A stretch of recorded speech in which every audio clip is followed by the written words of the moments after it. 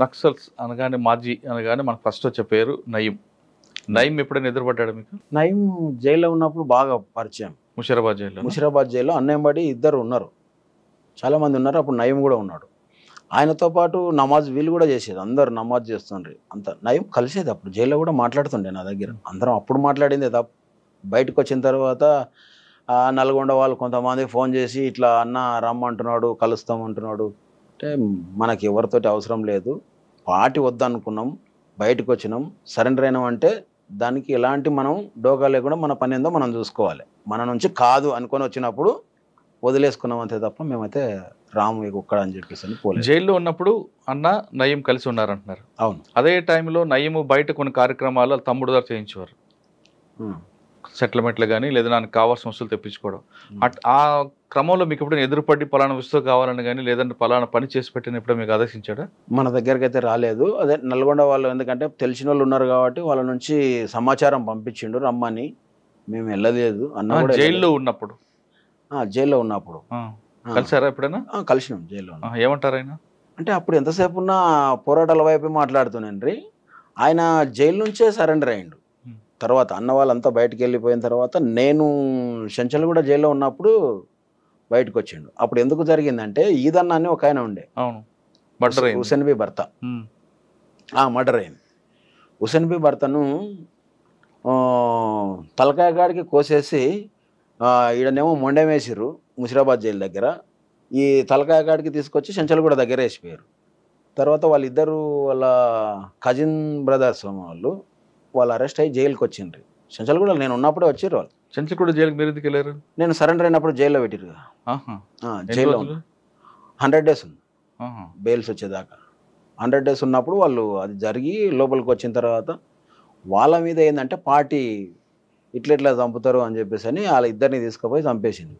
Party చంపడం వల్ల ఈయన నయీం లోపలనే సరెండర్ అయ్యి బయటకు వచ్చేసి ఆ నుంచి అరాచకాలకు స్టార్ట్ అయింది. అంటే అటువంటి వాళ్ళు కొంతమంది, అందరు కాదు, ఒక్కొక్కరికి ఒక సమస్య, ఒక ఇన్సిడెంట్ వల్ల ఇట్లా జరిగింటుంది. అంటే మీరు పార్టీలో వెళ్ళడానికి ప్రధాన కారణం హాస్టల్లో సరైన సౌకర్యాలు లేకపోవడం. విద్యార్థి దశ నుంచే మీకు జరిగిన అక్రమాలపై పోరాటం చేశారు. అక్కడి నుంచి ఇప్పుడు చివరిగా చెప్పండి, ఇప్పుడున్న పరిస్థితుల్లో విద్యార్థులందరూ కూడా ఎటువంటి సమస్యలు ఇప్పటికీ ఎదురవుతుంటాయి, ఇంకొక రకంగా అవుతుంటాయి. ఒక హాస్టల్ కాకపోవచ్చు, ఇంకొక అవ్వచ్చు, భోజనం కాకపోవచ్చు, ఇంకొకటి అవ్వచ్చు. ఇటువంటి సమస్యలకు పోరాటం చేయాలంటే ఆ పోరాటం ప్రజాస్వామ్యబద్ధంగా చేయమంటారా, లేదు మీలాగే ఆ దారిలో వెళ్ళమంటారా? అంటే ప్రజాస్వామ్యబద్ధంగా అంటే ఈ వ్యవస్థ ఎట్లా ఉంది అంటే ఎవరైతే డబ్బు ఉంటే వాడే హై రేంజ్లో వెళ్ళిపోతున్నాడు తప్ప మామూలు ప్రజలు ఎవ్వరు కూడా పోవడానికి, వాళ్ళకి లాస్ట్ తిండికి ఎక్కడైతే ఇబ్బంది ఎదురవుతుందో, కష్టాలు ఎక్కడ మొదలవుతావో వాళ్ళు కంపల్సరీ కమ్యూనిజం వైపు వెళ్తారు. ఏ విద్యార్థి అయినా కంపల్సరీ ఆలోచన స్టార్ట్ అవుతుంది. ఇంకా వీళ్ళు నిర్బంధం ఎంత చేస్తే అంత తొందర స్టార్ట్ అవుతుంది. ఇప్పుడు ఉన్నటువంటి ప్రభుత్వాలు చేసేటువంటి నిర్బంధాలను బట్టే చాలామంది ఆకర్షితులవుతారు. కమ్యూనిజం అనేది ఎప్పటికీ కూడా ఆగదు, ఖచ్చితంగా పెరుగుతుంది. తగ్గిపోతుంది అనేది అయితే మాత్రం ఉండదు.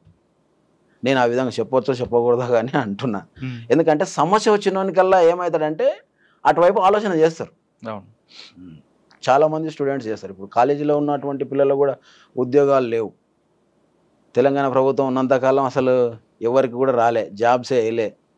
మళ్ళీ ఇప్పుడు కొత్త ప్రభుత్వం వచ్చింది, కాంగ్రెస్ ప్రభుత్వం, ఈయన వేస్తాడా వేయడకూడదు. అంటే ఇటువంటి వాళ్ళు ఎంతోమంది వెయిట్ చేస్తూ ఏమైపోతారంటే ఇవి ఇంతే, ఈ ప్రభుత్వాలు సవ్యంగా జరగవు కాబట్టి ఈ వ్యవస్థ నుంచి మారము అనే ఆలోచన వచ్చిన వాళ్ళందరూ కూడా మ్యాక్సిమం అటువైపు చూస్తారు, ఎప్పటికీ ఆగదు. అంటే నేను అంటున్నది ఏంటంటే ఒక రైలు టైపు ఈ నక్సలిజం అనేది అని అనుకుంటున్నాను. ఇప్పుడు ఈ నుంచి ఢిల్లీ పోతుంది ట్రైను, సికింద్రాబాద్లో బయలుదేరేదంటే ఢిల్లీ దాకా వెళ్తుంది. దాంట్లో ఎక్కేవాళ్ళు ఎక్కుతూనే ఉంటారు, దిగేవాళ్ళు దిగిపోతూనే ఉంటారు, మళ్ళీ అక్కడ ఎక్కేవాళ్ళు ఎక్కుతుంటారు, లాస్ట్ గమ్యం అయితే చేరుతుంది. ఈ కమ్యూనిజం అనేది కూడా అట్లే ముందుకు వెళ్తుంది అనేది నా ఆలోచన, నా అభిప్రాయం. ఎప్పటికైనా సమస్య వచ్చిందంటే ప్రతి ఒక్కరు నక్సలైట్ కావాల్సిందే, అవుతారు కూడా. నేను కావాలని అంటలేను, మీ అభిప్రాయం, మా అభిప్రాయం. రైట్.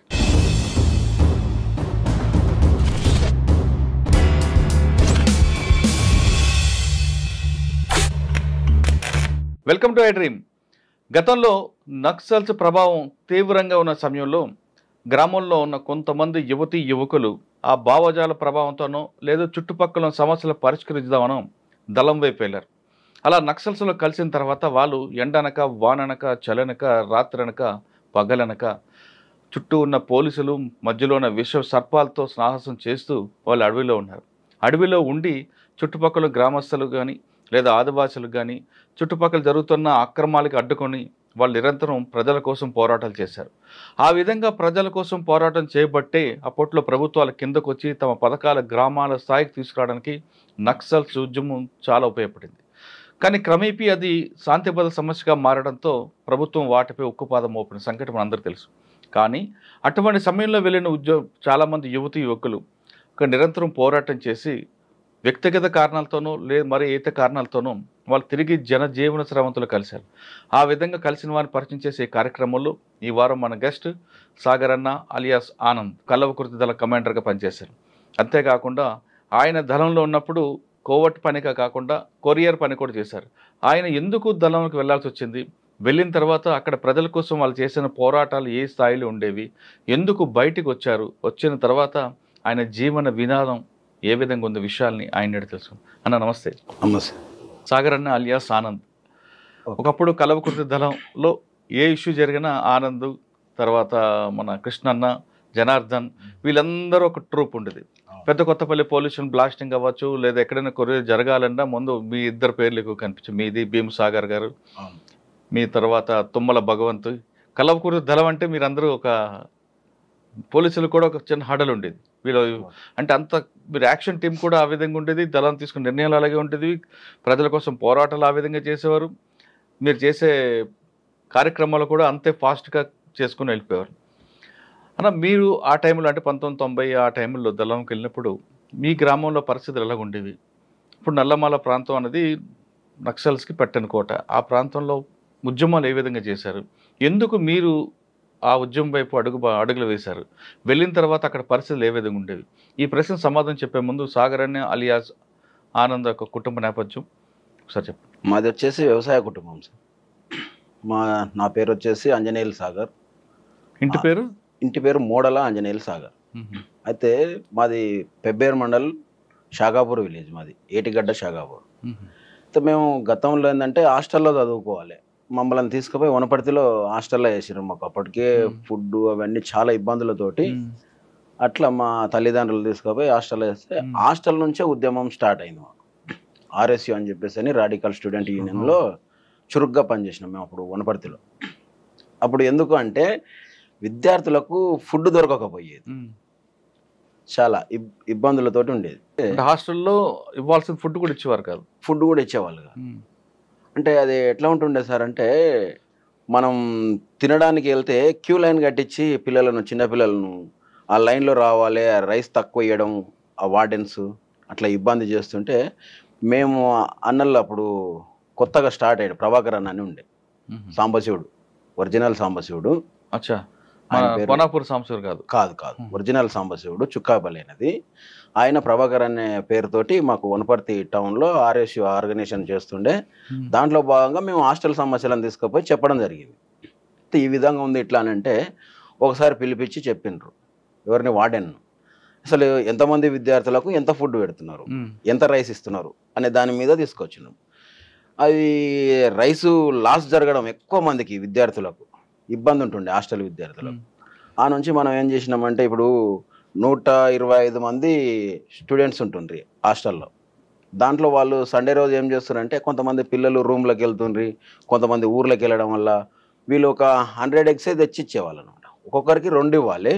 100 eggs తెస్తే సరిపోకపోయేది, లాస్ అని వస్తుండే. దీని మీద ఎందుకు ఇట్లా వస్తుంది అని చెప్పేసి అని ప్రభాకర్ నా దగ్గర మనం మాట్లాడితే ఆయన ఉండి దీనికి సమస్య ఇది కాదు, అసలు మొత్తం స్టూడెంట్స్ ఎంతమంది, వాళ్ళు ప్రతి సండే ఎన్ని తెస్తున్నాడు వార్డెన్ అనే దాని మీద పిలిపించి రైస్ మీద, ఎగ్స్ మీద అన్ని అప్పుడు మాట్లాడితే అప్పుడు 125 మెంబర్స్కు 250 eggs రావాలని ఇట్లా అక్కడి నుంచి మావి ఉద్యమం వైపు వెళ్ళడానికి మార్గాలు స్టార్ట్ అయినాయి. ఇట్లా అంటే కొట్లాడడం అనేది ఆ నుంచే స్టార్ట్ అయింది, విద్యార్థి దశ నుంచే స్టార్ట్ అయింది. ఇట్లా ప్రశ్నించడం వల్ల ఏమైందంటే మేము హాస్టల్ విద్యార్థులు ఒక 4 మీద ఆర్ఎస్యులో చురుగ్గా పనిచేస్తుంటామే. చంద్రన్న అని ఆయన కూడా సొంత ఊరు వచ్చేసి కేతేపల్లి, ఆయన ఎన్కౌంటర్లో చనిపోయాడు, మల్లెల తీర్థం ఎన్కౌంటర్లో. ఆయన, నేను, చెంక ఇట్లా ఒక నలుగురం కలిసి ఇటువంటివి అడగడం వల్ల స్కూల్లో హెడ్ మాస్టర్ మమ్మల్ని బయటికి పిలిచి, మీరు ఇట్లా వచ్చేసి అన్నీ లేనిపోయిన పంచాయతీలు చేస్తున్నారు, మీరు ఇక్కడ చదువుకోవడానికి రాలేదు, మీరు వదిలేసి వెళ్ళిపోండి అని చెప్పేసి అని ఇబ్బంది పెట్టి మమ్మల్ని స్కూళ్ళ నుంచి కూడా బయటికి వెళ్ళగొట్టే క్రమం వచ్చింది.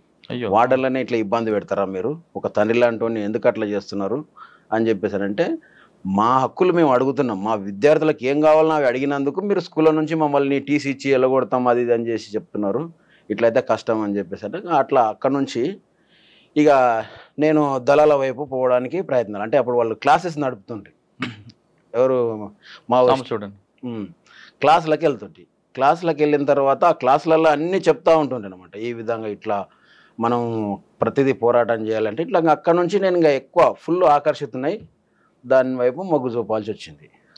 అట్లనే గతంలో ఎక్కడైనా క్లాసులు జరిగేవి ఎక్కడ గుట్టల పైన, అప్పుడు రాజపేట గుట్టలు, అక్కడ దగ్గర వనపర్తి టౌన్లో ఉన్నటువంటి గుట్టల పైన. అప్పటికే అన్న కూడా భీమ్సాగర్ ఆలియాస్ పాపన్న, ఆయన కూడా ఏంటంటే అక్కడ నుంచి మొత్తం ఆయనకు ఏ జాబ్స్ రాకపోవడం, ఇంటర్ చదివిండు, ఏ ఇబ్బందులలో ఉన్నాం కదా అని చెప్పేసి ఆయన కూడా దాని వైపు వెళ్ళి ఆయన ఫస్ట్ మూమెంట్ చేసిండు. ఆ నుంచి ఆయన రాడికల్ స్టూడెంట్ నుంచి పైకి ఎదిగి నల్గొండలో టౌన్ ఆర్గనైజర్గా పనిచేస్తున్న క్రమంలో అరెస్ట్ అయ్యి జైలుకి వచ్చాడు, ముషిరాబాద్ జైలు. అప్పుడు ఇంకా నేను కూడా మొత్తం వదిలేసి చదువు అంతా బంద్ చేసి హైదరాబాద్లోనే వచ్చి హైదరాబాద్లో హోటల్లో పనిచేస్తూ అన్నను కలవడం జరుగుతుండే. ముషిరాబాద్ జైలు అశోక్ నగర్ అని ఉంటుంది, అశోక్ నగర్లో హోటల్లో పనిచేస్తుంటే నేను అన్నను కలవడం కోసమే కలిసి వాళ్ళకు జైల్లో ఉన్నటువంటి అందరు ఖైదీలు, అంటే మన ఈ నక్సల్స్ ఖైదీలు, ఎన్ఎక్సెల్ అని అంటారు, ఆ ఖైదీలు అందరికీ ఒక 20-25 మంది ఉంటుండ్రి. ప్రతి ఒక్కరికి ఏదన్నా చిన్న అవసరం ఉన్నా కూడా నేనే తీసుకుపోయి ఇస్తుంటే అనమాట బయట నుంచి. నక్సల్స్ ఖైదీలు అందరికీ, నక్సల్స్ ఖైదీలు అందరు ఉంటుండ్రి దాంట్లోనే. వీళ్ళందరికీ పటేల్ సుధాకర్ రెడ్డి వీళ్ళల్లో ఉంటుండ్రి, వీళ్ళందరినీ కలుస్తుంటే అందరు బాగా పరిచయం అయిపోయినారు. 1 ఇయర్ దాకా ఉన్నాక అన్న 1 ఇయర్ తర్వాత బెయిల్ వచ్చింది.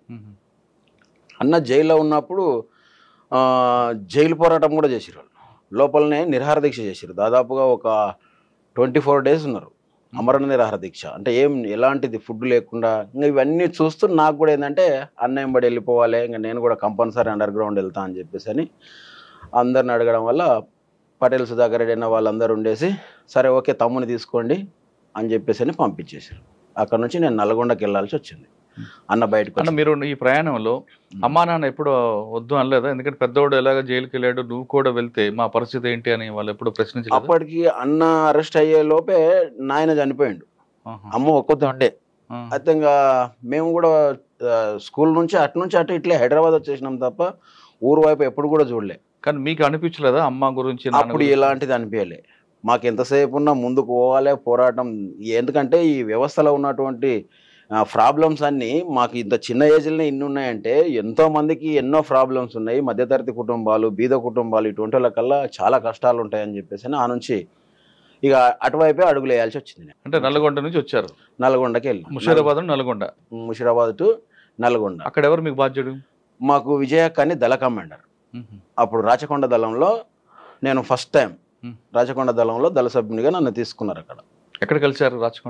రాచకొండలో పెద్దంబర్పేట దాటిన తర్వాత అక్కడ నుంచి ఒక చిన్న విలేజ్ వస్తుంది.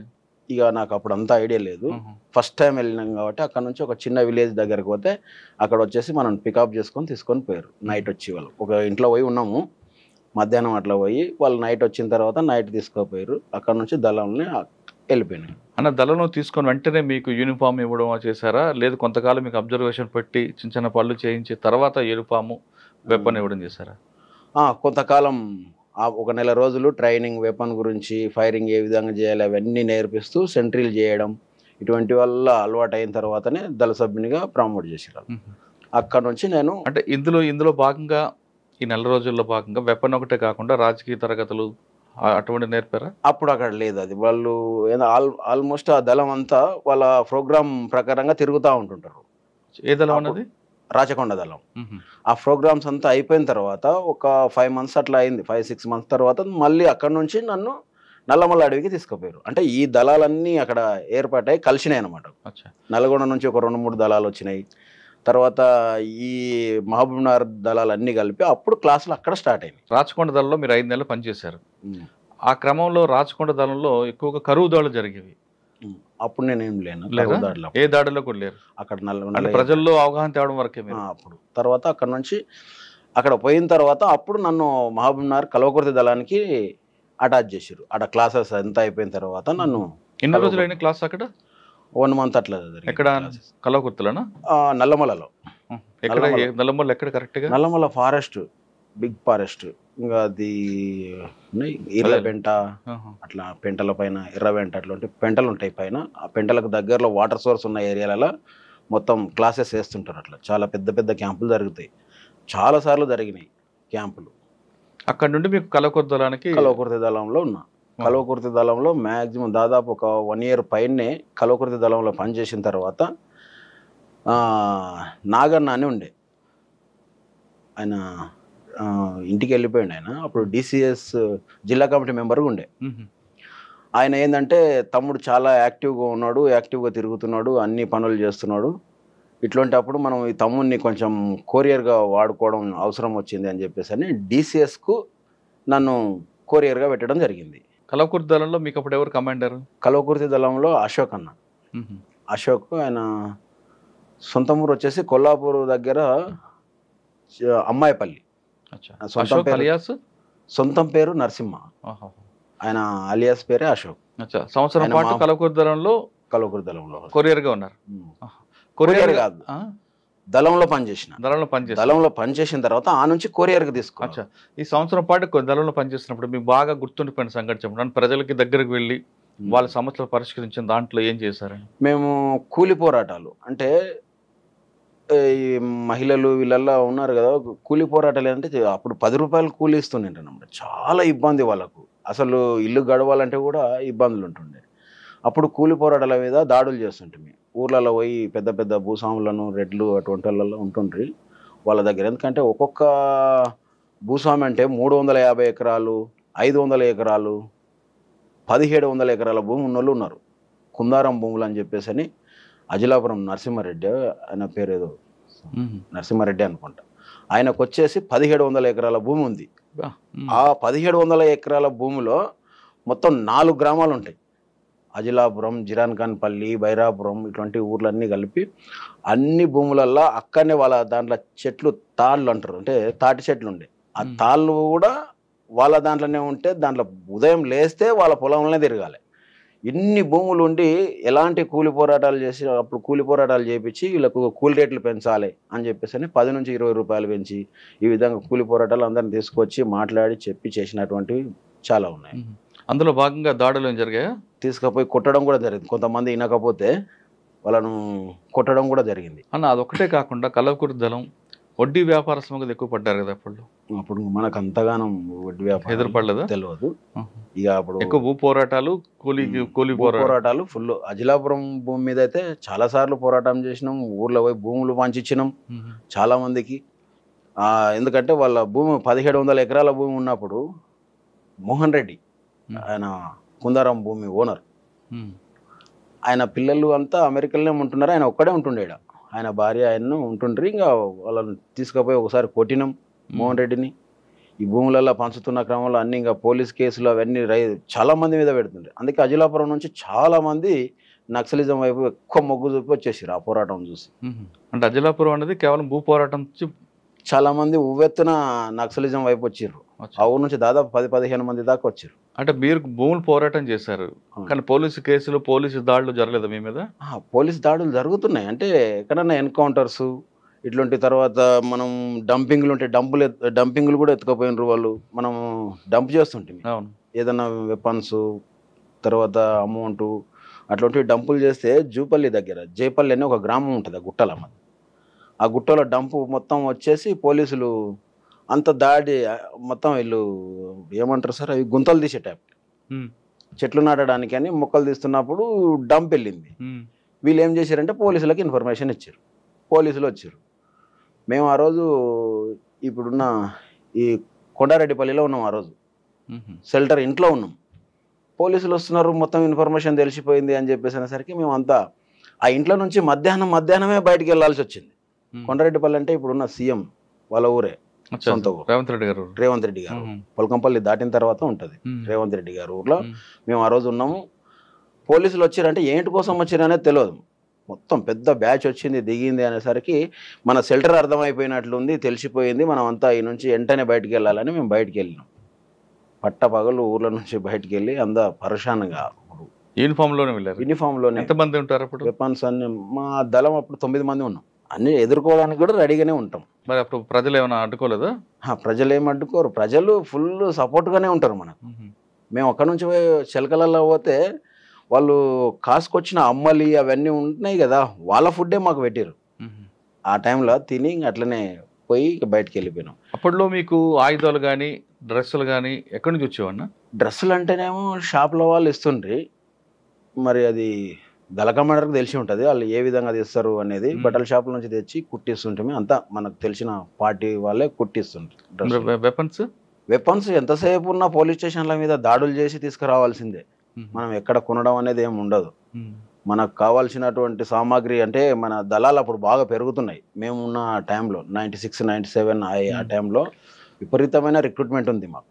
అప్పుడు దాడులకు ఎక్కువ ప్రాధాన్యత ఇచ్చేది. అంటే 3 జిల్లాలు మహబూబ్ నగర్, ఉమ్మడి మహబూబ్నగర్, నల్గొండ, మెదక్, ఈ 3 జిల్లాలు దక్షిణ తెలంగాణ. ఈ దాడులు ఏ విధంగా చేయాలంటే 3 దగ్గరలో చేయాలి ఒక సంవత్సరంలో. అట్లా మా దగ్గర వచ్చేసి పెద్ద కొత్తపల్లి పోలీస్ స్టేషన్ పేల్ చేయడం జరిగింది. అది మీరున్న సంవత్సరంలోనే? మేమున్న సంవత్సరంలో. అంటే నేను అప్పుడు కల్వకుర్తి నుంచి ఇతలికి వచ్చేసిన. నేను అప్పర్ ప్లాట్కి వచ్చిన. అప్పర్ ప్లాట్కి వచ్చిన తర్వాత నన్ను యాక్టివ్గా ఉన్నాడు, దాడులలో ఏదానికైనా బలంగా ఉంటున్నాడు అని చెప్పేసి అని ఇక నన్ను స్పెషల్ గేర్ల స్క్వాడ్లకు తీసుకున్నారు. SGS అనే దళం అప్పుడు కొత్తగా ఏర్పాటు చేశారు. అదేంటంటే దాదాపు ఒక 15 మందితోటి ఏర్పాటు చేశారు. మీరు ఇంకెవరు ఉన్నారు అందులో? ఇప్పుడు చనిపోయిన సాంబశివుడు ఉన్నాడు, ఐలన్న, ఆయన మా దళానికి కమాండర్ SGS.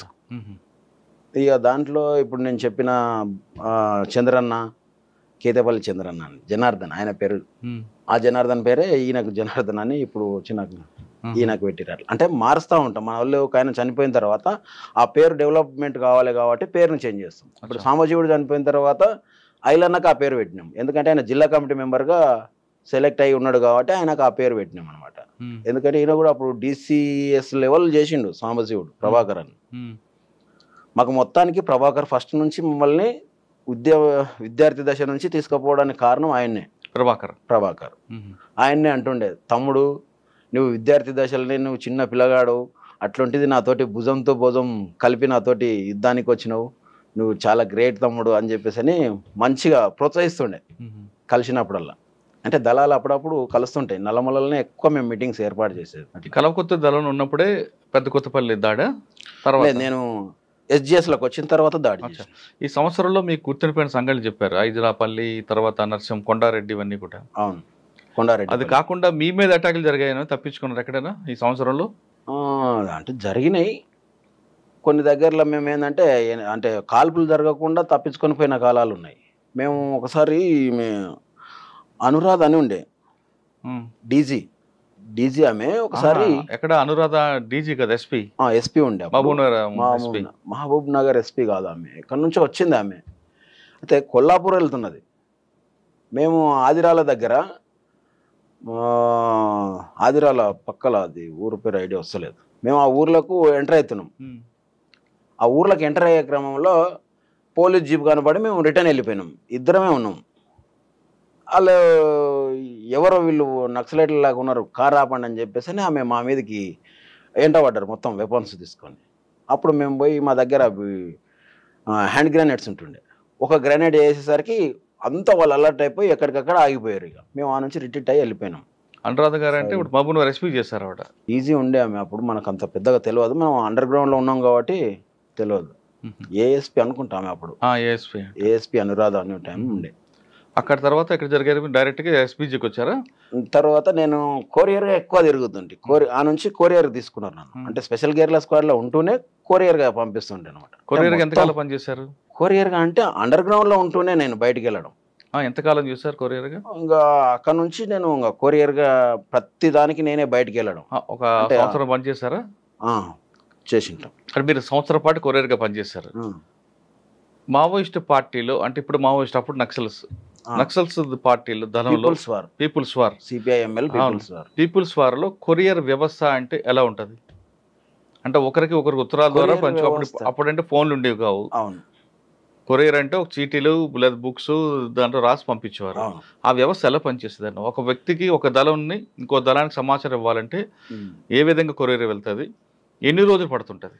ఇప్పుడు ఒకవేళ స్టేట్ కమిటీ నుంచి సెంట్రల్ కమిటీ మెసేజ్ పోవాలంటే, లేదా సెంట్రల్ కమిటీ మెసేజ్ స్టేట్ కమిటీకి రావాలి, స్టేట్ కమిటీ నుంచి డీసీకి రావాలంటే ఈ వ్యవస్థ ఎలా నడుస్తుంది, ఎన్ని రోజులు పట్టేది? అంటే అండర్ గ్రౌండ్ ఉంటూనే మాది నడుస్తున్నటువంటిది కొరియర్ వ్యవస్థ ఏంటంటే మా డిసిఎస్ జిల్లా కమిటీ సెక్రటరీ ఎవరైతే ఉంటారో ఆయనతోటే నేను పని చేయాలి. అంటే ఆయన పంపించిన దాన్ని నేను తీసుకుపోయి ఇవ్వాలి. ఎట్లా ఇప్పుడు నల్గొండ డిసిఎస్ ఉంటాడు, నల్గొండ వాళ్ళు మన దగ్గరికి పంపిస్తారు. వాళ్ళకు కూడా సేమ్ డిసిఎస్కి ఎట్లయితే ఒకరు ఉంటారో ఇక్కడ మేము ఉంటాం కదా, ఆ కొరియరు ఆయన వస్తుంటాడు. మెదక్ నుంచి ఉండేట ఆయన మెదక్ నుంచి వస్తుంటాడు. ఇట్లా ఏ డిస్టిక్ వాళ్ళు ఆ డిస్టిక్ నుంచి వచ్చి మేము ఏర్పాట్లు అయింది. ఇప్పుడు మా మహబూబ్నగర్ డిస్టిక్లో జడ్చర్ల అనే టౌన్ ఉంది. నేను జడ్చర్ల టౌన్కు వాళ్ళు ఆ పార్టీ ఇచ్చినటువంటి లేఖను తీసుకొని వచ్చి చిటి ఆడ వచ్చి ఆగుతాం. ఇప్పుడు జడ్చర్లలో రైల్వే స్టేషన్లో ఎక్కువ పెట్టుకుంటుంటే రైల్వే స్టేషన్కు ఎక్కువ మంది పెద్ద అబ్జర్వేషన్ ఉండదని చెప్పేసి అని మేము అక్కడ సైలెంట్గా ఉంటుంది వాతావరణం. అక్కడ కలవాలంటే ఇప్పుడు ఇండియా టుడే బుక్స్ ఉంటుండే, అప్పుడు ఇండియా టుడే బుక్ లేకపోతే సోప్స్ ఈటా సోపు అది ఏదైతే అనుకుంటామో ఆ విధంగానే ఆడికి వచ్చి ఒకరికొకరం కలిసేవాళ్ళం. ఇప్పుడు నేను ఇండియా టుడే బుక్ పట్టుకొని చూస్తున్నా అంటే వాళ్ళు నా దగ్గరికి ఆ పర్సన్ వస్తాడు. నేనేంది ఆయన దగ్గర ఈట సోప్ ఉందా అని అనుకుంటే ఆయన దగ్గర ఆ సోప్ ఉందంటేనే ఆయన దగ్గర కలుస్తాం. అది ఏ విధంగా అంటే టైం టు టైం ఉంటుంది. ఉదయం 10 గంటలకనంటే 10 గంటల నుంచి 10 గంటల 15 నిమిషాల వరకే వెయిట్ చేయాలి. తర్వాత 11 గంటలకు ఉంటుంది, 10 నుంచి 11, మళ్ళీ 11 గంటల నుంచి మళ్ళీ 15 నిమిషాలే చూస్తాం. ఆ 2 టైంలు అయిపోయినంటే ఆ ఏపీటీ మనం మళ్ళీ పోము. ఎందుకంటే ఆటోమేటిక్గా ఆయన అరెస్ట్ అన్న అయ్యి ఉండాలి, లేకపోతే ఏదో ప్రాబ్లం అయ్యి ఉంటుంది రాలేకపోయింది అనేది. మళ్ళీ పోయినామనుకో పోలీసులు అటాక్ చేయడానికి ఎక్కువ అవకాశం ఉంటుంది. అట్లనే ఒకసారి జరిగింది మాకు నల్గొండ కొరియర్కు. నాకు ఆయన చంద్రన్న అని ఉండే నల్గొండ కొరియర్. నేను మహబూబ్నగర్ నుంచి పోయినాం. షాద్నగర్ బస్టాండ్లో మాకు అపార్ట్మెంట్ ఉంది, ఏపీటీ ఉంది. ఏపీటీ ఏడ ఉంది అంటే బస్టాండ్లో క్యాంటీన్ హోటల్ ఉంటుంది. ఆ క్యాంటీన్ హోటల్లో పోయి కూర్చున్నాం. అయితే ఆ రోజు నేను పోయిన రోజు ఏమైందంటే ఆ క్యాంటీన్ బంద్ ఉంది. క్యాంటీన్ బంద్ ఉండడం వల్ల నేనేం చేసిన అంటే బయటనే కూర్చున్నాం, బయట బస్సులు పోయి. ఇక బస్ స్టాప్ నుంచి దాదాపు కొంచెం దూరం ఉంటుంది, ఒక 150 గజాలు 200 గజాల దూరం ఉంటుంది ఆ రోడ్డుకు, అది బస్ స్టాప్ లోపలికి రావడానికి. ఈయన అరెస్ట్ అయ్యాడు, చంద్రన్ అనేట ఆయన నల్గొండలో ఆయన అరెస్ట్ అయ్యాడు. ఆయన అరెస్ట్ కావని ఆయన అప్పుడు అంటే సంజీవ్ అనే దగ్గర కొరియర్ అనమాట. సంజీవ్ అన్న అంటే స్టేట్ కమిటీ. ఆ సంజీవ్ అన్న కొరియర్ రావడం వల్ల అరెస్ట్గా అయ్యిండని చెప్పేసి పోలీసు వాళ్ళు ఏపీటీ మొత్తం క్లియర్ చెప్పేసిండు. ఇక పోలీసు వాళ్ళు వ్యాన్ ఆపి అక్కడ నుంచి దిగి పరిగెట్టుకుంటూ వస్తున్నారు. నేను చూస్తూ వెంటనే లేచి వేరే బస్సులో పోయి చక్కగా పోయి కూర్చున్నా. నాకు అర్థమైపోయింది ఇమ్మీడియట్లీ సమ్ ఏదో అరెస్ట్ అయ్యిండు, లేదంటే నా అడ్రస్ అన్న చెప్పిండు, ఈయన ఏదో జరిగింది అని చెప్పేసి. ఆ బస్సు ఎక్కడ పోతుందో తెలియదు కానీ ఎక్కి బస్సు ఏడిపోతే ఆడికి ఒక టికెట్ తీసుకొని ఎక్కి చాలా దూరం పోయిన తర్వాత ఒక విలేజ్ దగ్గర దిగి అక్కడే ఉండి ఛాయ్ ఇంత ఒక బన్ను తిని మళ్ళీ రిటర్న్ వచ్చేసి హైదరాబాద్కి వెళ్ళేసి వచ్చిన. అట్లా జరుగుతుంటాయి. ఆయన అరెస్ట్ అయ్యిండు, సంజీవ్ అన్న అరెస్ట్ అయ్యిండు అని చెప్పేసి అని నల్గొండలో రైల్వే ట్రాక్ వేల్చేసారు. రైల్వే దగ్గర మన వాళ్ళు పోయారు, అక్కడ నల్గొండ వాళ్ళు సంజీవ్ అన్న అరెస్ట్ అయ్యాడు. ఎందుకంటే కొరియర్ అరెస్ట్ అయ్యిందంటే డీసీ ఆయన సెంట్రల్ స్టేట్ కమిటీ సెక్రటరీ కూడా అరెస్ట్ అయ్యిండేమో అనే దాని నుంచి దాడి చేశారు. ఆయన ఒక్కరిని అరెస్ట్ చేస్తే నేను వెంటనే కోర్టుకు హాజరుపరచాలి 24 గంటలు అని చెప్పేసి దాడి జరిగింది. అది వెంటనే నాకు నెక్స్ట్ డే చూసుకొని నేను రిటర్న్ మళ్ళీ వెళ్ళిపోయాను అనమాట. ఇప్పుడు ఈ ప్లాన్ ఎంత ఉంది కదా, మీరు షాద్నగర్ బస్ స్టాండ్లో ఉండాలని, లేదా జడ్చర్ల ట్రాక్ దగ్గర ఉండాలని, ఈ సబ్బు వాడాలని, లేదా ఈ పేపర్ పట్టుకోవాలి, ఇదంతా ఎవరు చెప్తారు మీకు? మాకు ఇక్కడ డీసీఎస్ చెప్పి పంపిస్తుంటాడు. ఆయనకి ఎలా తెలుస్తుంది? మొదలే మాట్లాడుకొని ఉంటారు. ఇప్పుడు వాళ్ళు ఫస్ట్ మనం పంపించే లెటర్లన్నా రాసి పంపిస్తుంటారు. అది ఏ విధంగా రాస్తుంటారు అనేది మొదలే ఉంటుంది ఆ ప్లాన్. ఆ ప్రకారంగానే మాట్లాడతాం. ఇప్పుడు మేము మళ్ళీ ఈ నుంచి రిటర్న్ అయిన తర్వాత దళాన్ని కలవాలంటే కూడా మళ్ళీ ఏపీటీ ఉంటుంది. ఒక విలేజ్ ఉంటుంది, గుండూరు అనే విలేజ్ ఉంది అనుకుందాం. గుండూరు అనే విలేజ్ కాడ ఊరు నుంచి ఒక 300 గజాల దూరంలో వచ్చి మనం వెయిటింగ్ చేయాలి. అంటే రోడ్డు మీద ఉండకుండా బయట ఉంటాం. దళం నుంచి వచ్చినటువంటి పర్సన్లు మనం పేరు పెట్టి పిలుస్తారు, ఏమన్నారు జంగయ్య అని అంటారు. అట్లా మనం దానికి రెస్పాండ్ అయ్యి వీళ్ళు మనోళ్ళే, అరే వస్తున్నారు అని చెప్పేసి అని ఇంకా కలుసుకుంటాం అనమాట. అంటే పేర్లు అంటే మనం అనుకునే కోడ్ తోటే నడుస్తుంటుంది అట్లా, ఆ విధంగా కలిసేవాళ్ళం. అంటే దళం మెంబర్ కలిసేటప్పుడు పేర్లతో పిలుచుకుంటారు, పేర్లు అంటే సొంతం పేర్లు వీళ్ళు, అదే ఏదో పేరుతో అనుకోని పోయింటాం అనమాట. ఇక్కడ కలిసేటప్పుడు మాత్రం మళ్ళీ ఫారెస్ట్ లో అయితేనేమో అరే విప్ప పువ్వు దొరికిందారా అని అంటాం అనమాట, చెట్టు దొరికిందా అని. ఇట్లా కోడ్ భాషలతోటే పిలిచేవారు. ఆ కోడ్ అని ముందే మీకు చెప్తారు, మేము మొదలు అనుకొని బయటికి వెళ్తాం. నన్ను పంపిస్తారు కాబట్టి కొరియర్గా నాకు ఈ పేరు అంటేనే పలకాలి, లేకపోతే పలకడం అనేది కష్టం. వేరే వాడు వచ్చి కూడా కూతలే వేస్తున్నాడు, ఆ కూతకు ఈనవాడి మనం పోయినామంటే తొందరగా బుక్ అయిపోతాం. అట్లా అట్లా అని అడవిలోకి వచ్చిన తర్వాత వెప్పు పువ్వు దొరికిందా లేదా ఇంకో కోడ్ ఇస్తారు అని కోడ్.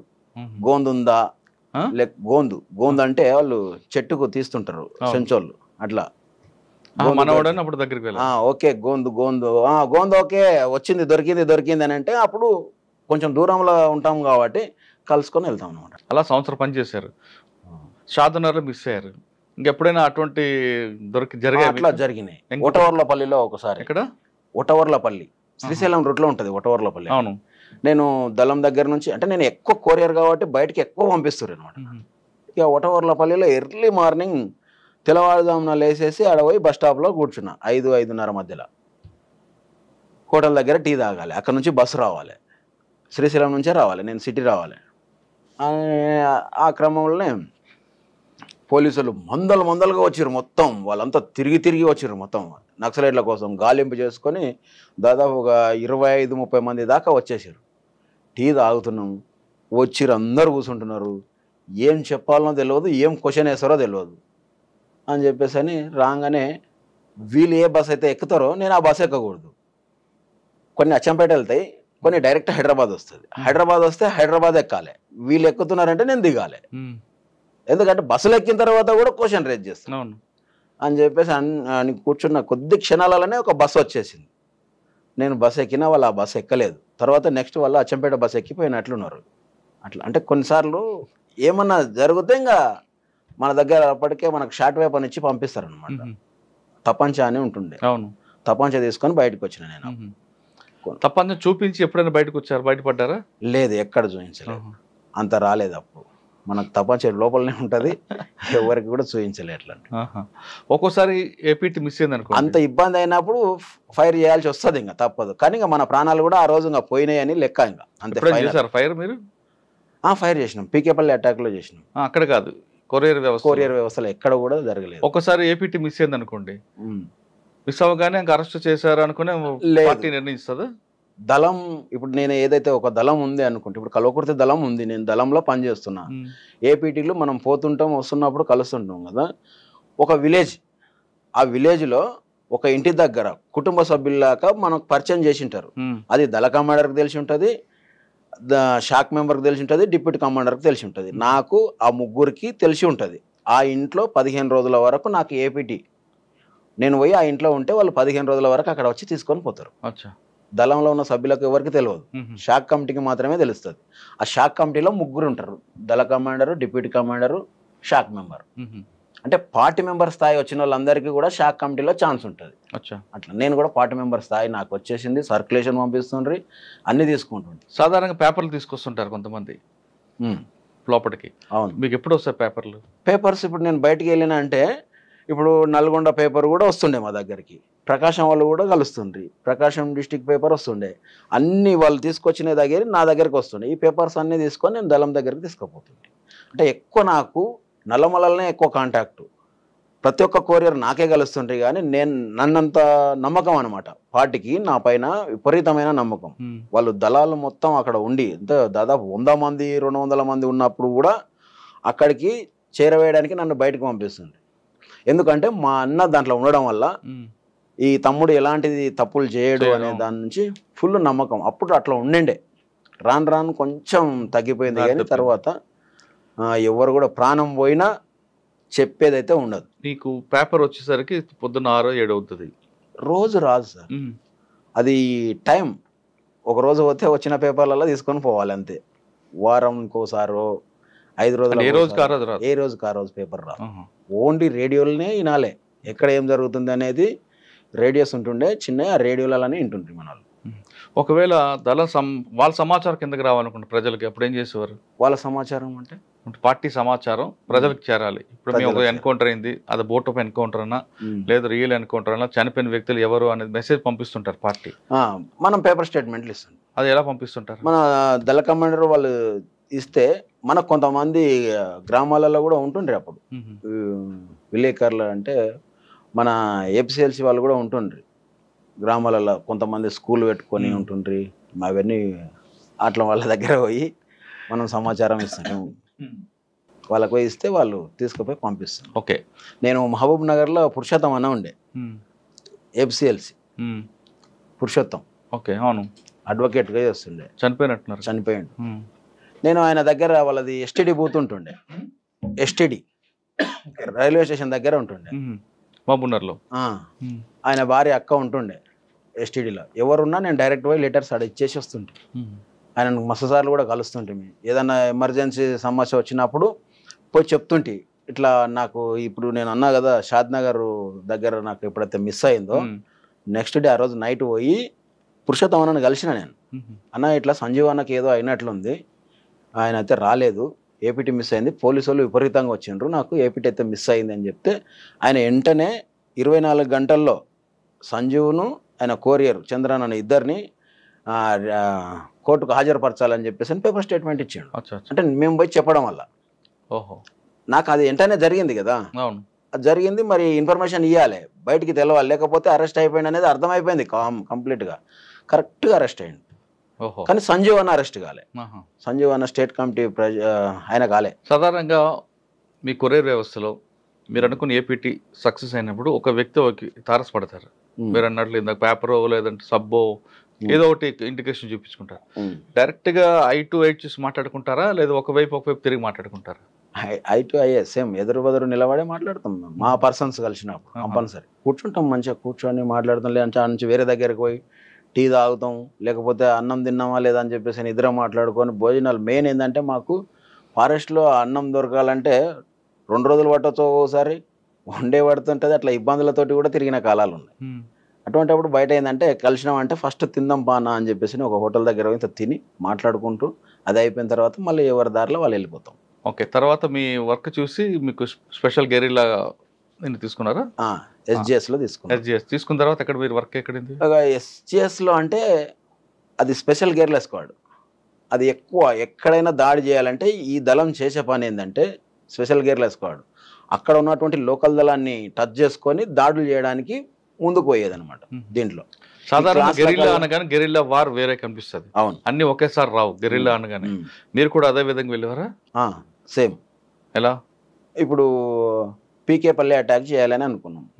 పీకేపల్లి అటాక్ ఈ స్పెషల్ గెరిల్లా స్క్వాడ్ యాడ్ అయ్యే వాళ్ళతోటి కలిసి ఎవరు అప్పర్ ప్లాట్ వాళ్ళు వాళ్ళ పాన్గల్ దళంతో కలిసి మనం పోయి అక్కడ దాడి చేయడానికి పోవాలి. అట్లా అప్పుడు వచ్చినాం. మేము ఫస్ట్ దాడి చేయాలనుకున్నది కొల్లాపూర్ టౌన్లో దాడి చేయాలని అనుకున్నాం.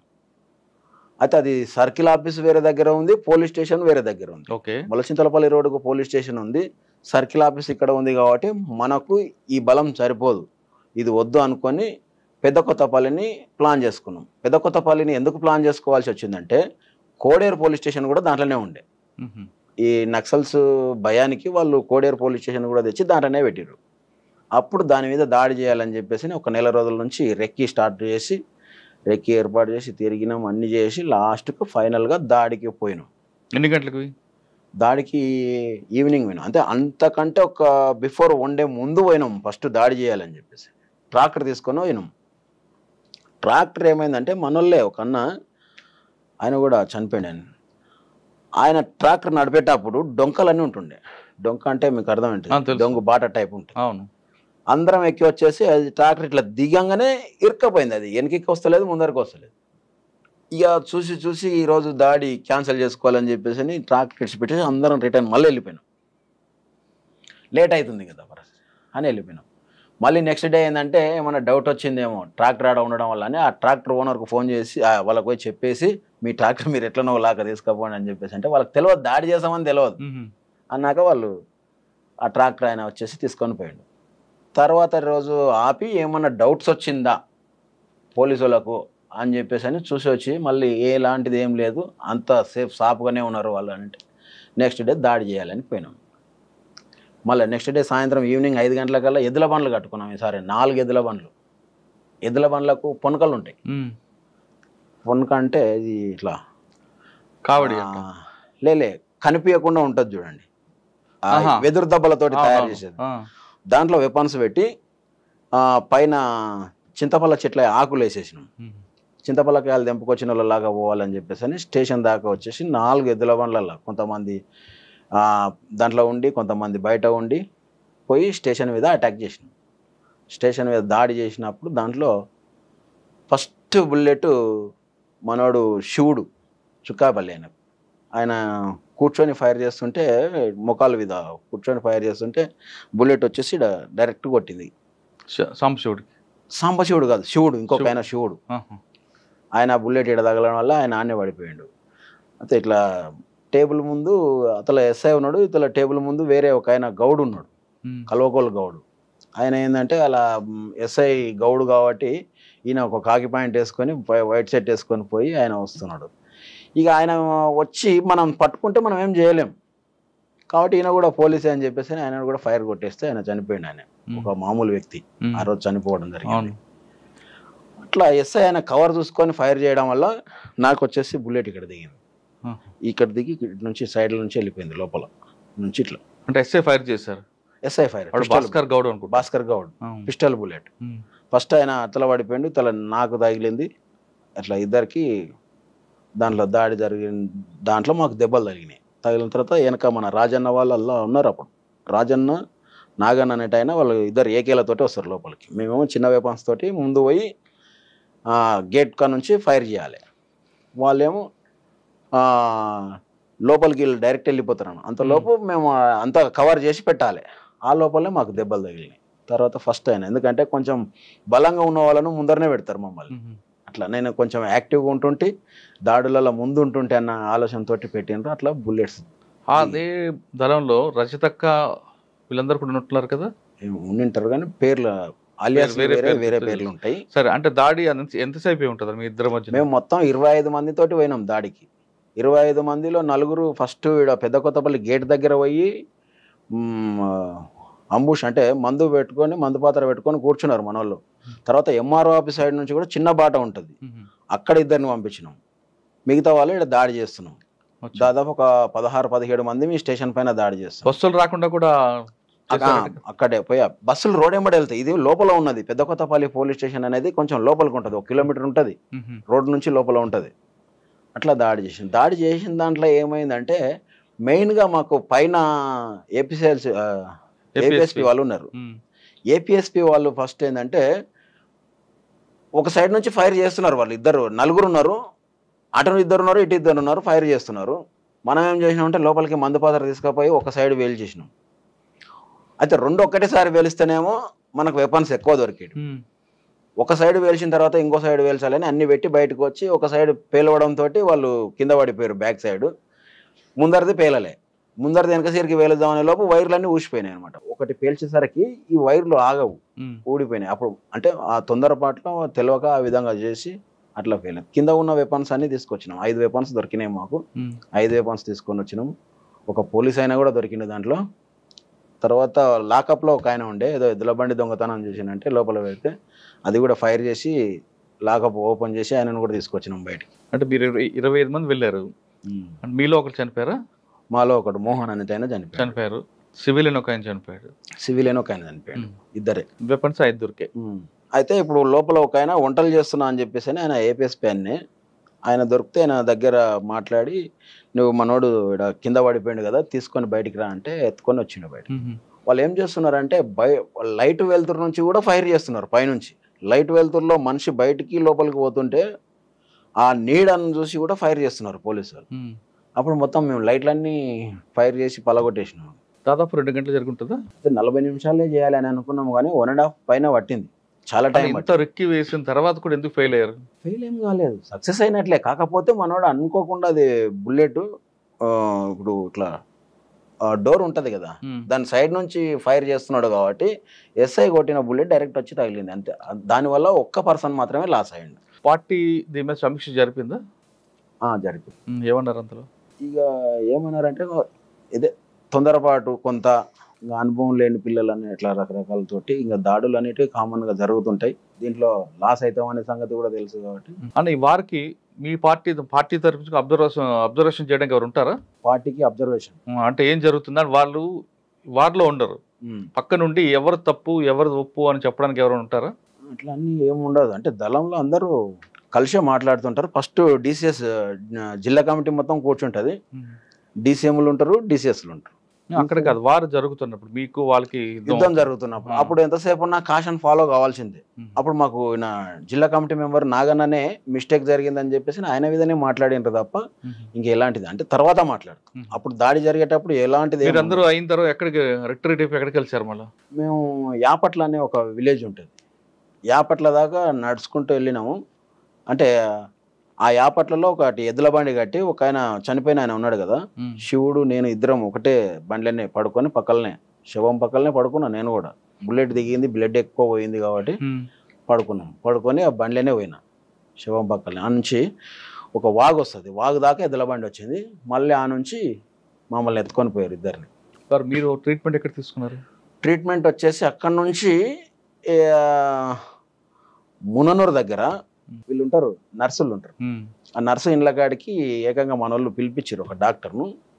ఆ డాక్టర్ వచ్చేసి అక్కడ చూసి మొత్తం చేసి, ఇక్కడైతే మనకి ఇటు సైడ్ ఏమో చిన్నగా హోల్ పడుతుంది బుల్లెట్ దిగినప్పుడు, ఇటు సైడ్ ఎక్కువ ఎంట్రీ దగ్గర చిన్నదో ఎగ్జిట్ దగ్గర ఇట్లా పెద్దగా ఉంటుంది. ఎందుకంటే వెపన్ లో లోపల థ్రెడ్స్ ఉంటాయి, బుల్లెట్ వెళ్ళేటప్పుడు ఇట్లా వెళ్తుంది కాబట్టి లోపల నుంచి బయటకు వెళ్ళేసరికి ఈ విధంగా వెళ్ళింది అనమాట. అట్లా ఈడి దాకా కుట్లేసిండ్రు. అంటే నేనుండి ఏంటంటే సరే ఏదైనా సరే కానీ కరిగిపోయే కుట్లు ఉంటాయి కదా అవి వేయండి అంటే వేసేసి, మళ్ళీ రావాలంటే మాకు ఇబ్బంది అని చెప్పేసి చెప్తే వేసి. ఓకే, తర్వాత ఇక్కడ ఎంతకాలం పనిచేశారు స్పెషల్ గెరిలాలో? ఇక స్పెషల్ గెరిలా నాకు ఆ బుల్లెట్ ఎప్పుడైతే తగిలిందో అంటే ఇంకా ఫైనల్గా అప్పుడు నేను ఒక ఆలోచన, అంటే రివర్స్ అమ్మ నాయన అనేది గుర్తొచ్చిందా అని మీరు ఫస్ట్ అన్నారు చూడు, అప్పుడు అమ్మ గుర్తొచ్చింది. డబ్బు తగిలితే అమ్మ గుర్తుకొచ్చింది. అప్పుడు అమ్మ గుర్తుకొచ్చింది. అప్పటికి అన్న నల్గొండ డిస్టిక్ లో కనగాల దళ కమాండర్ గా చేస్తున్నాడు. ఇక అన్నకు లెటర్ పెట్టిన, నేనైతే ఉండాలని అనిపించట్లేదు, నాకు నేను అమ్మని చూడాలని అనిపిస్తుంది, నేను వెళ్తా అని చెప్పేసి అని. అది అంతే. ఈ బుల్లెట్ తగిలినాక ఒక 2 months తర్వాత బ్యాక్ వచ్చేసిన. బ్యాక్ వచ్చి నేను మళ్ళీ పోయినా దళం దగ్గర. వచ్చి అమ్మ వాళ్ళని అంతా కలిసిన తర్వాత అమ్మ ఏడవడం, ఇబ్బంది పెట్టడం, అరే మీకోసం ఇట్లా నేను అదే పని అంటే, సరే అమ్మ నేనైతే నక్సలైట్లు ఏం పోలే, అన్న పోయిండు, నేను హైదరాబాద్లో పని చేస్తున్నా, నా గురించి ఎవరికి తెలియదు అప్పటి వరకు కూడా, అన్న మాత్రమే తెలుసు. అన్నాక నేను హైదరాబాద్లో పని చేస్తున్నా ఇట్లా అని చెప్పేసి అన్నాక, సరేరా అయితే అయింది, ఇంక ఇప్పుడన్నా వచ్చి ఇంటికాడ ఉండు అంటే, సరే అమ్మ వస్తా, కానీ నాకు ఇంకొక 1 నెల రోజులు టైం ఇవ్వండి, నేను పోయి మాట్లాడేసి వస్తా అని చెప్పేసి మళ్ళీ దళం దగ్గరికి వెళ్ళిన. దళం దగ్గరికి అంటే మళ్ళీ ఏపీటీ తీసుకొని, నాకు ఆల్రెడీ 2 months తర్వాత ఏపీటీ పెట్టుకొని వచ్చిన అనమాట. వచ్చి మళ్ళీ వెళ్ళిన. ఎవరు అశోక్ అన్న దగ్గరికి పంపించిండు. లింగాన్ అని ఉండే, తొంటశైలి లింగాన్ అంటే, ఆయనకు అచ్చంపేటలో ఒకసారి డిపో వేల్చేటప్పుడు పెట్రోల్ పోసి అంటు పెడితే చేయి కాడికి వెళ్ళిపోయింది అనమాట. అయ్యో. ఆయన మా డీసీఎం అంటే జిల్లా కమిటీ మెంబర్ ఉండే. ఆయన ఉండి, తమ్ముడు నువ్వు మేము చెప్తే వినవు, నువ్వు ఒకసారి అశోక్ అన్నను కలువు, నీకు అశోక్ అన్నకు మంచిగా ఉంటుంది అని చెప్పేసి అప్పుడు అశోక్ అన్న దగ్గరికి పంపించాడు. అప్పుడు అశోక్ అన్నను పోయి కలిస్తే ఆయన దగ్గర, ఉండాలి తమ్ముడు, నువ్వు ఇక్కడనే ఉండు, ప్రజలలో మనం పని చేయాలి, మనం బయట పోయి బతకలేము, చాలా కష్టం ఉంటుంది అని చెప్పేసి అనేది మాట్లాడాడు. అంటే ఏమన్నా నాకైతే అమ్మ మీద ప్రేమతోటి బయటికి వెళ్ళినా, అమ్మ దగ్గర కూడా చెప్పొచ్చిన, వస్తామ్మా నేను 1 నెల లోపు వస్తా అని చెప్పొచ్చిన. అంటే ఇంకా ఆయన ఉండు, ఒక 1 నెల రోజులు ఉండు అని ఎంబడి పెట్టుకొని ఉండి, ఇప్పటికైనా ఆలోచన చేయంటే లేదు వెళ్ళాలని అనిపిస్తుంది, నేను వెళ్తా. అన్నకు మళ్ళీ లెటర్ పెట్టినామంటే లెటర్ పెట్టినా, అన్నకు పంపించిన. అన్నకు నా నుంచి అశోక్ అన్న నన్ను బయటికి పంపించాడు. ఫైనల్ నా నుంచి బయటకు వచ్చేసి. ఎవరి ద్వారా సరెండర్ అయ్యారు మీరు? మా ఊర్లో సహదేవ్ యాదవ్ అని ఒక ఆయన మున్సిపల్ చైర్మన్ ఉండే మహబూబ్ నగర్లో. ఆయనది మా ఊరే సొంతం. అంటే వాళ్ళ అన్న సర్పంచ్ చేస్తుండే. ఆయన దగ్గరికి పోయి మా వాళ్ళందరూ కలిసి మున్సిపల్ చైర్మన్ సహదేవ్ యాదవ్ తీసుకుపోతే ఆయన ఎస్పీకి చెప్పి మాట్లాడి, ఎవరు ఎస్పీ? జితేంద్ర ఎస్పీ ఉండే, జితేంద్ర. ఆయన తర్వాత ఏఎస్పి ఓఎస్డిగా నాగరావు సార్ ఉండండి, ఓకే. తెలుగు. ఆయన ఒక్కడే తెలుగు మాట్లాడుతుండే నాగరావు. ఆయనకు రాకుంటుండే, జితేంద్రకు అసలు తెలుగే రాకుంటుండే. వాళ్ళు మాట్లాడి అంతా చేసి సరెండర్ అయితే అయిపోయాను. సరెండర్ బయటకు వచ్చారు. ప్రభుత్వం మీకు ఏదో ఇచ్చింది అప్పుడు ఇవ్వాల్సింది? నాకు ఆటో ఇచ్చింది. ఆటో తీసుకొని బతకాలి అని చెప్పేసి, తర్వాత వ్యవసాయ పొలం ఇస్తామని చెప్పేసి చెప్పింది. ఇక మస్తు చెప్పింది కానీ అన్నీ చేయలేరు వాళ్ళు. ఏమి ఇచ్చారు? ఒకటి ఆటో ఒకటి ఇచ్చారు. ఆటో ఒకటి ఇచ్చారు. కానీ మీరు బయటకు వచ్చారు అమ్మ మీద మమకారంతో. అన్నకు కూడా రమ్మని పేపర్ స్టేట్మెంట్ ఇచ్చారు. ఆటో ఇచ్చినప్పుడు వీళ్ళు డిపార్ట్మెంట్ వాళ్ళు ఇట్లా ఇగో నీకైతే హెల్ప్ చేస్తున్నాం కదా, అన్నకు కూడా మంచిగా చేస్తాం, మరి అన్నను కూడా బయటికి తీసుకురావాలి అని చెప్పేసి అంటే మాట్లాడాల్సి వచ్చింది. సరే, మీ ప్రకటనకి అన్న స్పందించారా? స్పందించిందంటే ఆయన అప్పటికే నా మీద విపరీతమైన కేసులు ఉన్నాయి, నేను ఒక దళ కమాండర్గా చేసినా కదా, నేను వచ్చి సరెండర్ అవ్వడం కరెక్ట్ కాదు, నేనైతే రాను అనే ఆయన ఆలోచనతోటి ఉండినాడు. కానీ మళ్ళీ ఆయనకు ఒక ప్రేమ ఏంటంటే, తమ్ముడు చిన్నోడు కదా, వీనికి ఏం తెలిసి తెలియని వయసులో ఇక్కడ తీసుకొచ్చినాము, వీడు ఏ విధంగా బతుకుతాడు బయట ప్రపంచంలో అని చెప్పేసి ఆయన కూడా కొంచెం ఆలోచన చేసి బయటికి రావాల్సి వచ్చింది. ఎప్పుడు వచ్చారు ఆయన? నేను వచ్చిన ఒక 2-3 ఇయర్స్కి వచ్చిండు బయట. నేను వచ్చేసి మ్యారేజ్ చేసుకున్నా బయటకు వచ్చిన తర్వాత. మ్యారేజ్ అయిపోయిన తర్వాత ఆయన బయటకు సరెండర్. మీ పెళ్ళికి కూడా రాలేదు ఆయన? రాలేదు. తర్వాత ఆయన పెళ్లికి మేము వెళ్ళినాం. రాలేదు. ఆయన బయటకు వచ్చాక పెళ్లి చేసుకున్నారా? ఆయన బయటకు వచ్చిన తర్వాత ఆయనకు పెళ్లి చేసుకున్నారు. మీరు లోపల నుంచి బయటకు వచ్చాక అన్న లోపల ఉండి ఏ కార్యక్రమాలు చేశారు నల్గొండ జిల్లాలో? ఇంకో వాళ్ళకే తెలిసి ఉంటే మనకి అన్న బయట చాలా కేసెస్ ఉన్నాయి. అప్పటికి 80 కేసులే ఉండిండే అన్న పైన. ఇక అప్పుడు వినాయక్ ప్రభాకర్ ఆప్టే అని ఒక నల్గొండ ఓఎస్డి ఉండే, ఓఎస్డి ఉండే మామ్నార్లో. ఆయన ఒకటి అడుగుతుండే, చెప్పన్నా చెప్పు, అన్నం తీసుకురా, బయటికి తీసుకురా, మేము ఉన్నాము, ఏం కానీ అది ఇది అని చెప్పేసి అంటే ఆయన ఎస్పీ బాలసుబ్రహ్మణ్యం ఉండే ఎస్పీ అప్పుడు. వాళ్ళిద్దరు బాగా ఇబ్బంది పెట్టి నన్ను తీసుకురా అంటే అన్న అనుకోకుండా ఒకసారి హైదరాబాద్లో మా రిలేటివ్ దగ్గర ఒక ఫోన్ కాల్ లింక్ పెట్టుకొని బయటకు వచ్చేసి ఆయన బెంగళూరులో పోయి ఉన్నాడు. ఆ ఫోన్ కాల్ వల్ల మన వాళ్ళు కలవడం వల్ల ఫోన్ కాల్లో నేను బెంగళూరు వెళ్ళాల్సి వచ్చింది. అప్పుడు నేను అమ్మని తీసుకొని బెంగళూరు పోయి మాట్లాడి అంతా చేసి, సరే ఇప్పుడు మనకి ఇన్ని కేసెస్ ఉన్నాయి, ఇప్పుడు నేను వచ్చి సరెండర్ అయ్యేది ఏంది, అవసరం లేదు, మనకు ఇబ్బందులు చాలా అయితే తిరగలేము, నీవే ఎన్నో ఇబ్బందులు పడి తిరుగుతున్నావు కదా అంటే సరేలే అని చెప్పి ఆ విషయాన్ని అనుకోకుండా మాట్లాడి ఎస్పీ దగ్గర మాట్లాడితే మేము కేసులే లేకుండా సరెండర్ చేస్తాము అనే లెవెల్లో మాట్లాడి ఆయన్నే వినాయక్ ప్రభాకర్ ఆప్టే బాగా క్లోజ్ అయిపోయింది నా దగ్గర. వాళ్ళు ఆ నుంచి కిషన్ సార్ ఉంటాడు, కిషన్ సార్ కూడా ఉండే కొత్తకోటలో. ఆ సార్ వీళ్ళంతా ప్రోత్సాహంతో సార్ బాగా హెల్ప్ చేసిండు మాకు. కిషన్ సారు, తర్వాత వినాయక్ ప్రభాకర్ ఆప్టే సారు కొంచెం. ఆ నుంచి పోయి నన్ను బెంగళూరుకు పోయినాం. వీళ్ళు పోలీసు వాళ్ళు వచ్చారు నా ఎంబడి. బెంగళూరులో అన్న ఏడ ఉంటాడో ఆడికి పోయి మాట్లాడి తీసుకొని వచ్చేసినాం. ఏం కాదు, సరెండర్ చేస్తామని తీసుకొచ్చారు. అదే మాట ఇచ్చారు, అదే మాట నిలబడ్డారు పోలీసులు. నిలబడ్డారు. ఎస్పీ బాలసుబ్రహ్మణ్యం, వినాయక్ ప్రభాకర్ ఆప్టే వీళ్ళు ఇద్దరు కలిసి మాట ఇచ్చి వీళ్ళని పంపిస్తే తీసుకొచ్చి సరెండర్ చెప్పారు. సరెండర్ అయిన తర్వాత ఆయన ఫస్ట్ నుంచి కూడా కొంచెం స్కూల్ పెట్టాలనే ఆలోచన, స్టడీలో బాగుంటుండే కాబట్టి అదే ఆలోచనతోటి స్కూల్ పెట్టేశాడు. అని మీరు బయటకు వచ్చారు అమ్మ మీద మమకారంతో. వచ్చిన తర్వాత ప్రజలందరూ మిమ్మల్ని చూసి మాజీ నక్సలైట్ అని భయపడ్డారా, లేదా మనవాడే అని చెప్పి మీకు ఆదరించారు? నేను ఊర్లోకి రాగానే ఏమైంది సార్ అంటే, ఒకటి ఎన్కౌంటర్ జరిగింది కల్వకుర్తిలో. అశోక్ అన్న చనిపోయాడు. అశోక్ అన్న వెంబడి ఇంకొక దళ సభ్యుడు చనిపోయాడు. అయితే మన వాళ్ళు పోయి చూసి ఏమైనారంటే, ఆనంద్ చనిపోయాడు, ఈయన ఆనందే అని చెప్పేసి అని పోలీసులకు చెప్పారు. అసలు ఈ ఆనంద్ ఎవరు అని చెప్పేసి అని ఎస్పీ సీరియస్గా తీసుకొని ఇంటికి పంపించిండు. అప్పుడు నేను బయటికి రాలే, అప్పుడు నేను అండర్ గ్రౌండ్లోనే ఉన్నా, కొరియర్గా చేస్తున్నా. నాకు కూడా తెలియదు. ఊరు దాకా పాకింది. ఊర్లోకి పోలీసు వాళ్ళు పోయి మీ ఓడు చిన్న తమ్ముడు చనిపోయాడు అని మా అన్న వాళ్ళను మా అమ్మ వాళ్ళని అడిగితే ఇంకా వాళ్ళంతా ఏడుపులు గగ్గోలు పెట్టి, ఈ శవాన్ని తీసుకురానికి పోతే కూడా మళ్ళీ మాకేమో ఇబ్బందులు, వాడు పోతే పోని మాకైతే తెలియదు సార్, వాడు ఎవడో మాకు తెలియదు అని చెప్పేసి అని ఎవరు పోయలేరు. తర్వాత ఈ ఆనంద్ కాదు, ఇతను వేరే చంద్రమౌళి అని చనిపోయాడు అజిలాపురం ఆయన అనుకొని అయిపోయింది. నేను ఊర్లోకి రాగానే అందరూ అరే చనిపోయినాడు వస్తున్నాడు అని, సాగర్ గారు చనిపోయిండు కదా ఎట్లా వస్తున్నాడు అని చెప్పేసి అని అందరు అడుగుతున్నారు. కానీ నాకు డౌట్ రాలే, అప్పటికి కూడా తెలియదు. మనం అప్పుడు అనుకోకుండా వచ్చిన నేను సడన్ గా అమ్మని చూడాలి అని ఆలోచన. సరే ఎందుకు అంటున్నారు తెలిస్తే ఇట్లా పోలీసు వాళ్ళు వచ్చిండ్రని ఇంటికి పోగానే చెప్పారు అనమాట. అని చనిపోయిన కొడుకు కళ్ళ ముందు కనబడితే అమ్మ రియాక్షన్ ఏంటి? చాలా ఆనందపడ్డది. అసలు ఇంకా ఆమె ఇంకా హౌదులు లేవు, వాళ్ళ తమ్ముళ్ళ దగ్గరికి తీసుకొని పోయింది వాళ్ళ ఊరికి. ఆహా. వీనైతే వదలకాకండి, వీని ఇక్కడనే కట్టేయండి, వీడు పోతే దొరకడు అనే ఆలోచనతో, అంటే ఆ ప్రేమలా అట్లా చేస్తుంది అనమాట. అని మీరు బయటకు వచ్చారు, మీరు అన్న. అప్పటి నుంచి ఇప్పటి వరకు సాధారణ కొంతమంది నక్సలెట్లు రియల్ ఎస్టేట్ దందాలు చేసుకుంటూ సెటిల్మెంట్ చేసుకుంటూ కనిపిస్తుంటారు. అందరూ అలా కాదు, కొంతమంది మాత్రమే. కొంతమంది ఇప్పుడు కూడా పార్టీ నేర్పిన క్రమశిక్షణతోని అదే మాట మీద నిలబడి ప్రజల కోసం పనిచేసే వాళ్ళు ఉంటారు, మీలాంటి వాళ్ళు కొంతమంది. మీరు ఆ దారి ఎత్తుకోకుండా ఈ దారిలోకి ఎందుకు వచ్చారు? అంటే ఈరోజు ఈ ఉన్నటువంటి వ్యవస్థ చాలా ఘోరంగా ఉంది. చిన్న చిత్క వాళ్ళను కూడా ఇబ్బందులు పెట్టి లేనిపోని సమస్యలు ఇరికిచ్చే లెవెల్కి వచ్చేసారు. అటువంటి టైంలో మనకి ఎందుకు, మనం వచ్చినాం కదా బయటికి, మనం ఏందో మనం వద్దనుకున్నాం. పార్టీ ఎప్పుడు ఎల్లవేళలా అది పవర్ఫుల్లే. ఎవరికైతే సమస్య వస్తాడో వాడు మళ్ళీ నక్సలైట్ అయితేనే ఉంటాడు. ఇప్పుడు మేము ఆగిపోయినామని కాదు, అది ఎల్లకాలం పుడుతూనే ఉంటుంది. దాని జోలికి మనం పోవద్దు.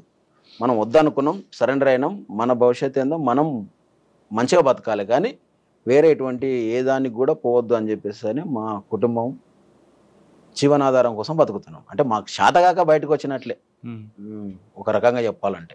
నల్లమల్ల అనగానే ఒకప్పుడు పీపుల్స్ వారికి పెట్టిన కోటది. అటువంటిది నల్లమల్ల పూర్తిగా పార్టీ వెళ్ళిపోవడం మీరు ఏ విధంగా అర్థం చేసుకుంటారు? అంటే ప్రజలకి ఫారెస్ట్ వచ్చేసి చాలా చిన్న ఫారెస్ట్.